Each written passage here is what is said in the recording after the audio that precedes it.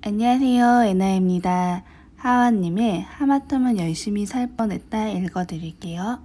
꿈같은 소리 하고 앉아있네. 성공한 연예인들의 에피소드를 듣다 보면 공통점이 하나 있다.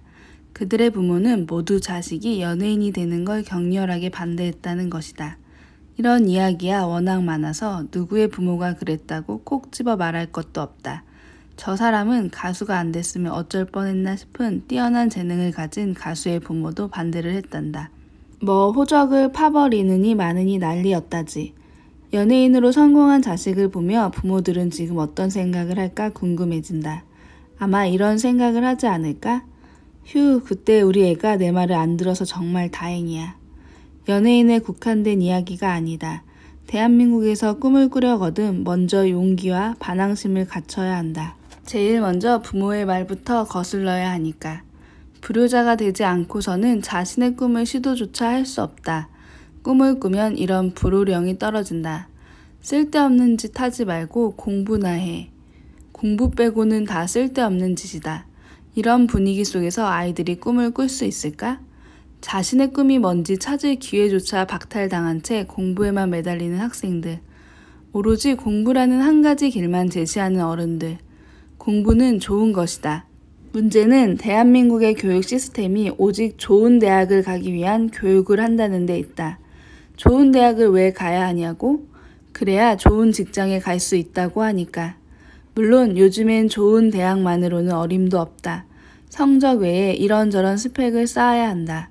공부만 하다가 인생 끝날 판이다. 초중고 12년과 대학 4년 플러스 알파까지 20년간의 공부와 스펙은 오로지 입사를 위한 것이다. 회사 밖에선 별로 쓸모가 없다. 우리는 철저하게 회사 인간으로 교육받는다.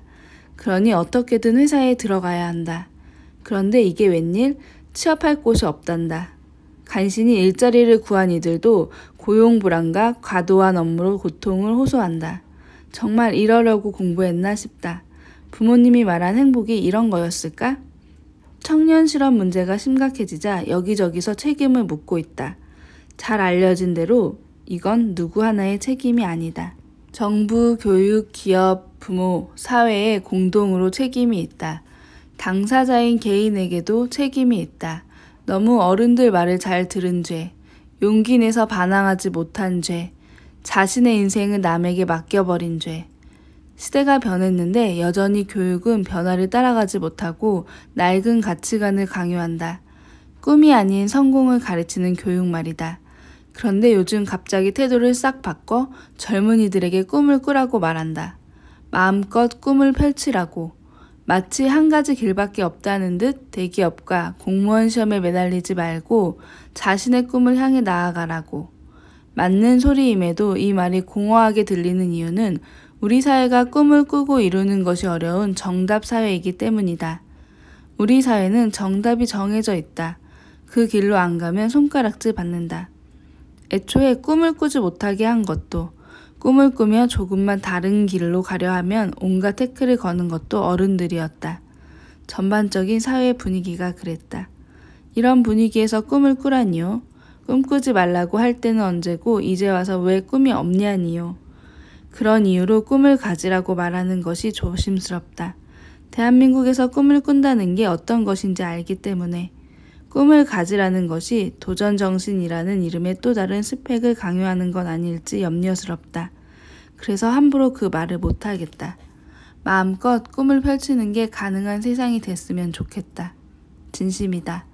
그리고 무엇보다 특별한 꿈이 없어도 행복하게 살 수 있는 세상을 꿈꿔본다. 앞으로 뭐 해 먹고 살지? 우리도 외국 가서 식당이나 할까? 하와이에서 김밥 말아 팔면 대박 날 것 같지 않아? 나만 이런 이야기를 들어본 게 아닐 것이다. 요새 주변에서 심심찮게 이런 이야기를 듣게 됐는데 이게 다 윤식당 때문이다. 이 정도면 재미를 넘어 대한민국 국민들의 마음에 불을 지른 게 아닐까 생각될 정도다.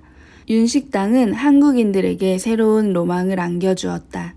경쟁이 치열한 한국을 떠나 여유로운 외국에 나가서 장사하는 로망 말이다. 어떻게 사는 것이 행복한 삶일까 하는 고민과 함께 사실 자신의 가게를 열고 싶다는 국민적 열망은 이전부터 있었다. 회사에 다닐 때였다. 회사 남자 동료들은 모이기만 하면 앞으로 뭘 해 먹고 살까 하는 문제를 고민했다. 그리고 그 중심엔 언제나 자영업이 있었다. 요즘 카페는 너무 많아. 당구장도 은근 괜찮다던데. 제주도에서 게스트하우스 어때? 요즘은 핫도그가 뜬대요. 에이, 프랜차이즈는 본사만 돈 버는 거라 별로. 그래도 프랜차이즈가 안전하지 않나? 그렇게 각자 생각해뒀던 아이템과 정보들을 하나씩 꺼내놓고는 계산기를 두드려가며 신중하게 분석하고 그 가능성을 타진해보곤 했다. 결론은 늘 가게를 차릴 돈이 없다는 거였지만 뿐만 아니라 가장 조금 못해 내가 아는 모든 여자가 카페를 하는 게 꿈이라는 이야기를 들었을 때는 정말 충격이었다. 뭐지? 대한민국에서 무슨 일이 벌어지고 있는 거지? 이 정도면 장사의 민족이라고 불러도 될 정도가 아닌가? 언제부터 한국인들에게 장사의 DNA가 심어진 걸까? 딱히 내 가게를 열고 싶다는 열망이 없는 나는 주변에 이런 열망들을 들을 때마다 찬물을 끼얹기 바빴다. 장사가 그렇게 쉬운 게 아니야. 열의 9은 1년 안에 망한다던데. 일과 일상이 분리되지 않아서 마음 편히 쉴 수도 없고 매상 걱정에 잠도 못 이룬대. 진상 손님 몇 명 겪어보면 내가 이러려고 장사했나 싶을걸 등등 얄미운 이야기들로 그들의 의지를 꺾어보려고 했다. 그렇게 딴지를 걸다가 어느 순간부터 그런 부정적인 이야기를 하지 말아야겠다고 생각했다. 그들이 자신만의 가게를 열망하는 것은 불만족스러운 현재와 불안한 미래에 대한 한숨 내지는 고민일 뿐 장사하는 것이 정말 일생일 때의 꿈도 로망도 아님을 알았기 때문이다. 버젓이 직업이 있고 직장에 다니는 사람들이 가게를 차리고 싶어 한다는 건 지금 하는 일이 힘들고 언제까지 이 일을 할 수 있을까 불안해한다는 뜻이기도 하다. 직장 생활을 해본 사람들은 알겠지만 남의 밑에서 월급 받는 게 참 쉽지가 않다. 한마디로 치사하다. 정녕 돈은 이렇게밖에 벌 수 없는 건가? 좀 더 자존감과 품위를 지키며 돈을 벌 수 있는 방법은 없는가? 고민이 여기까지 이르면 힘들게 들어간 직장이고 나발이고 쌓아온 경력도 다 버리고 내 일을 하는 게 속 편하겠다는 생각도 무리는 아니다. 늘어난 수명은 또 어떠한가? 맙소사 100세 시대란다. 은퇴가 멀지 않았는데 퇴직금과 연금만으로 생활하기엔 노후가 너무 길어졌다. 자식들에게 기댈 수 있는 시대도 아니다. 젊을 때 돈을 왕창 벌어놓거나 늙어서도 돈을 계속 벌어야 한다는 이야기니 지속 가능한 다른 밥벌이를 고민할 수밖에. 그래서 시간만 나면 뭘 하면 먹고 살까 궁리를 한다. 평생 직장, 평생 직업이 사라진 시대가 왔다. 한 가지 일만으론 긴 시간을 살아내기 힘들다. 새로운 직업을 미리 고민하지 않을 수 없는 시대다. 그래서일까? 요즘 한국은 아이부터 어른까지 전 국민이 진로 탐색을 하고 있는 것 같다. 그런데 신기한 건 이 모든 고민이 깔때기처럼 장사라는 한 가지 답으로 수렴된다는 점이다. 아마도 장사 외엔 딱히 떠오르는 대안이 없기 때문일 것이다. 나만 해도 지금 이 일을 하지 않으면 뭘 해야 할지 잘 떠오르지 않는다.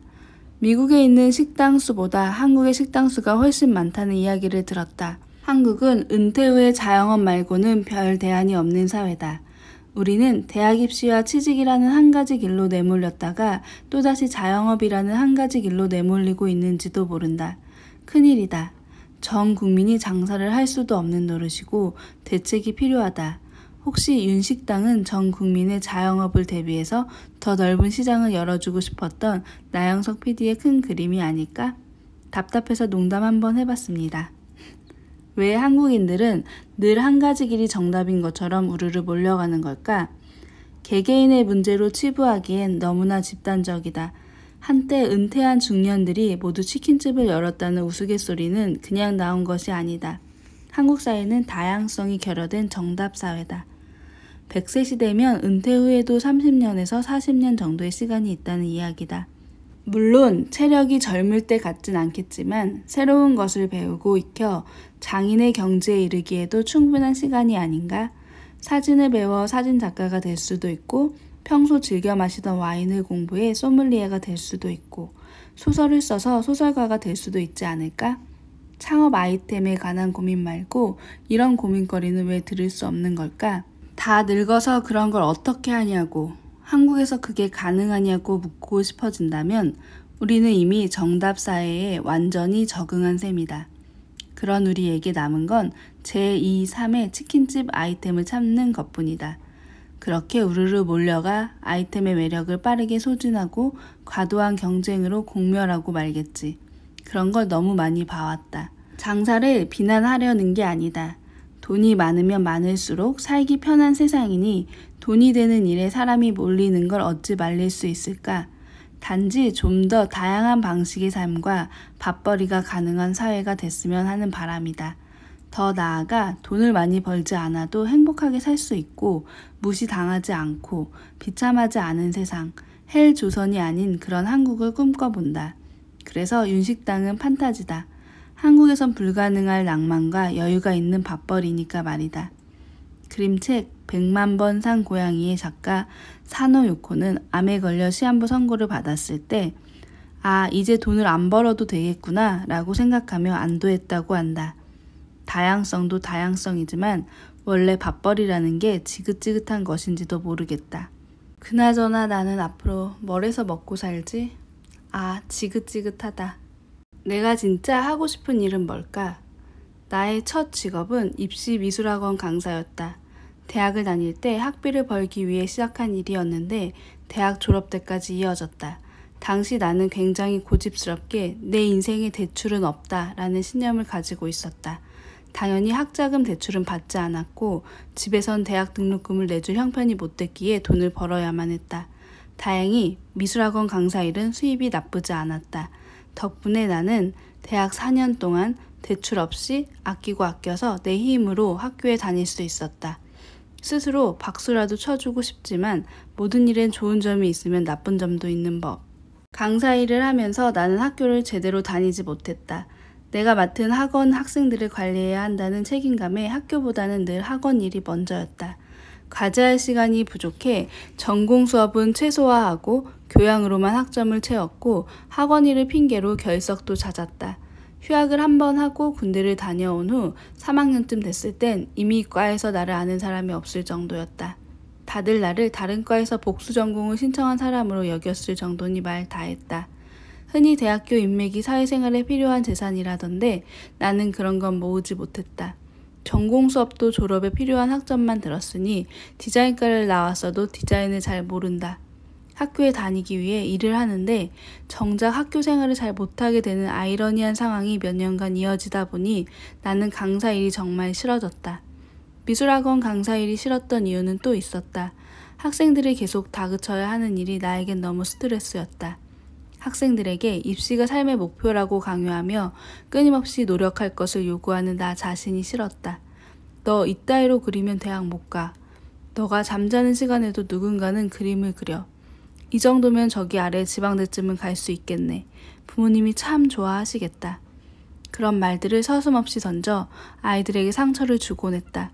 지금 생각해도 얼굴이 화끈거린다.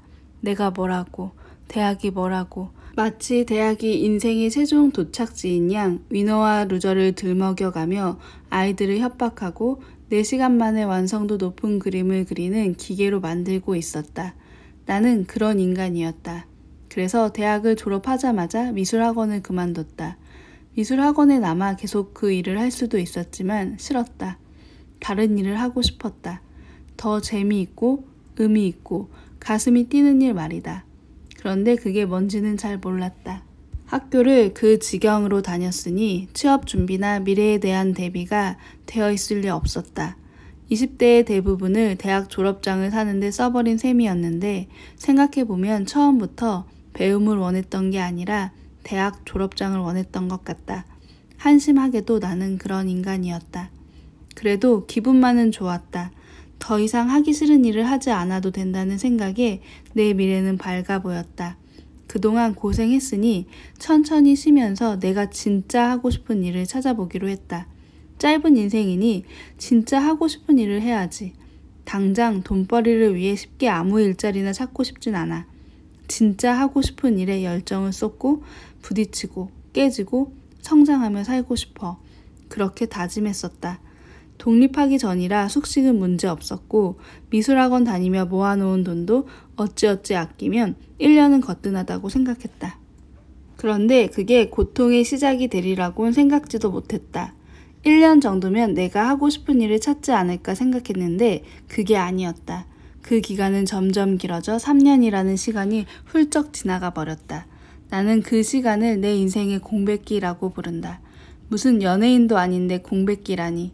그것도 3년씩이나. 나는 3년 동안 돈 한 푼 벌지 않고 내가 진짜 하고 싶은 일이 뭘지 고민했다. 그래서 진짜 하고 싶은 일을 찾았냐고? 결론부터 이야기하자면 찾지 못했다. 3년의 공백기 동안 진짜 하고 싶은 일은 찾지 못했지만 몇 가지 깨달은 것이 있다. 진짜 하고 싶은 일은 사랑과 참 많이 닮았다는 것이다. 이제부터 진짜 사랑을 찾을 거야 라며 찾아 나선다고 사랑이 찾아지는 게 아니듯 진짜 하고 싶은 일도 찾는다고 찾아지는 게 아니었다. 그것은 찾는 게 아니라 찾아오는 것이었다. 일하거나 공부하거나 취미생활을 하거나 아니면 여행을 하거나 생활하고 활동하는 동안 아, 이런 일을 하고 싶다 라며 자연스럽게 혹은 운명처럼 찾아오는 것이다. 나처럼 아무것도 안 하고 머릿속에서만 찾는다고 찾아지는 게 아니었다. 나는 그랬다. 그렇다고 3년 동안 아무것도 안 한 건 아니었다. 소설가를 꿈꾸며 소설도 몇 편 썼고 그림책의 매력을 느껴 혼자 그림책도 만들었다. 그런데 그런 것들이 내가 진짜 하고 싶은 일인지 의구심이 들었다. 겨우 이 정도로 진짜 하고 싶은 일이라고 말할 수 있을까? 좀 더 강렬한 느낌이어야 하지 않을까? 이거 말고 다른 건 죽어도 안 돼 라는 느낌이 들지 않았다. 눈에 띄게 재능이 있는 것 같지도 않고 초조했다. 이것도 사랑과 닮았다. 어떤 사람은 첫눈에 사랑에 빠지고 미칠 듯 강렬한 사랑을 앓는다. 또 어떤 사람은 첫눈에 사랑에 빠지지 않고 천천히 사람이 좋아져 사랑을 한다. 그리고 그 사랑도 잔잔하다. 나는 후자의 사람이었다. 일에 있어서도 강렬하고 분명한 느낌을 기다렸는데 그건 내게 오지 않았다. 나는 첫눈에 사랑에 빠져본 적이 없다. 사랑 때문에 심하게 마음앓이를 한 적도 없다. 그런 인간이 강렬한 계시 같은 것을 기다렸으니 바보 같은 짓을 한 셈이다. 내가 나를 몰라도 너무 몰랐다. 어쩌면 내 인생이 끝날 때까지 강렬히 하고 싶은 사랑, 일은 만나지 못할지도 모르겠다. 나는 타협이 필요한 인간이었다. 강렬하게 하고 싶은 일은 없지만 하고 싶지 않은 일은 있는 사람이었다. 너무 괴롭지만 않으면 뭐든 내가 할 수 있는 일을 해보자. 그게 내가 3년의 긴 터널 끝에 내린 결론이었다. 이 간단한 답을 얻으려고 참 오래도 걸렸다. 미련하게도. 고민도 걱정도 너무 많이 하다 보면 지긋지긋해진다. 3년 동안 내 미래에 대해 걱정하고 걱정했다. 하지만 아무리 고민하고 걱정해도 답은 없었다. 열정을 쏟고 싶은데 더 늦기 전에 하고 싶은 일을 찾아야 하는데 뛰어난 재능도 없고 나이만 먹고 이것저것 관심은 많지만 특별히 하고 싶은 것은 없었다. 이대로 나는 아무것도 못되고 끝나는 걸까? 내 미래는 어두웠고 내가 아무 쓸모없는 존재처럼 느껴졌다. 서울역 노숙자들을 볼 때마다 미래의 내 모습이 아닐까 불안을 떨었다. 급기야 나 하나쯤 없어져도 세상은 아무 문제 없이 잘 돌아가겠지? 라는 위험한 생각도 했다. 그 짓을 3년을 했다. 그리고 어느 날 지겨워졌다. 고민하고 걱정하는 게 지겨웠다. 지긋지긋해서 더 이상 고민할 수도 걱정할 수도 없었다. 마치 인간에겐 평생 할 고민과 걱정의 양이 정해져 있는 것처럼 3년 동안 그것들을 다 써버린 나는 걱정 없는 인간이 되어 있었다. 에라 모르겠다. 될 대로 되라. 그 무렵 연락이 뜸하던 아는 형으로부터 전화가 왔다. 회사 한번 다녀볼 생각 없어? 편집 디자인 회사인데 일은 배워가며 하면 되고 돈은 많이 주지 못하지만 힘들진 않을 거야. 콜. 그 당시 나는 오랫동안 돈벌이를 안 했더니 자존감이 많이 낮아져 있었다. 좋은 말로 하면 겸손해진 거고. 누가 일을 준다고 하면 아이고 저 같은 놈에게 일을 주신답굽쇼 최선을 다하겠습니다요. 굽신굽신 하고 달려갈 준비가 되어 있었달까? 그런 마음이 공백기를 끝내는 데 도움이 됐다. 진짜 하고 싶은 일을 찾기 전까진 아무 일이나 하지 않으려 했는데 그랬다면 나는 지금쯤 굶어 죽지 않았을까? 겸손해져서 다행이다. 회사에 다니고 얼마 지나지 않아 한 출판사로부터 전화가 왔다. 저 인터넷에 올리신 그림책 보고 연락드리는데요. 그렇게 나는 그림책을 내고 일러스트 일도 시작하게 됐다. 내가 노력해서 된 것들은 아니다. 고맙게도 그냥 운이 그렇게 흘러간 것이라고 생각한다. 내가 회사원이 되려고 혹은 그림 작가가 되려고 엄청 노력한 것은 아니니까. 일단은 내가 할 수 있는 밥벌이부터 하자고 생각하자 일어난 일들이었다. 마치 누군가 지켜보고 있다가 이제 저 녀석 일할 준비가 된 것 같군 하고 일을 준 느낌이었다. 아무튼 나의 공백기는 그렇게 끝났다. 그리고 회사원과 그림 작가의 투잡 생활이 시작됐다. 그 두 가지 일은 나에게 모두 좋은 일이었다. 진짜 하고 싶었던 일은 아니었지만 많이 괴롭지 않았고 재미도 있었고 더 잘하고 싶은 욕심도 생겼다. 물론 돈이 빠질 수 없다. 그렇게 번 돈으로 독립도 하고 맛있는 것도 사 먹고 옷도 사 입고 지금의 이 실험도 하고 있다. 고맙다. 지금은 회사를 그만두었다. 두 가지 일을 하면서 이도 저도 아닌 것보단 한 가지 일에 집중하자는 생각에서였다. 그리고 밥벌이로서의 일도 좋지만 조금 더 재미있는 일을 해보고 싶어졌기 때문이다. 그렇다. 다시 병이 도진 것이다. 몇 년간 쉬지 않고 밥벌이를 하다 보니 처음에 겸손함은 사라지고 불만이 쌓였다. 다시 하고 싶은 일에 대한 욕심이 생겼달까? 대신 이젠 미련하게 강렬한 느낌을 바라지 않는다. 내가 하던 일을 좀 더 재미있게 할 수 있는 방법을 찾고 있다. 어쩌면 같은 실수를 반복하고 있는 것일 수도 있지만 어쨌든 자신이 하고 싶은 일을 일찍 찾은 사람들이 있다.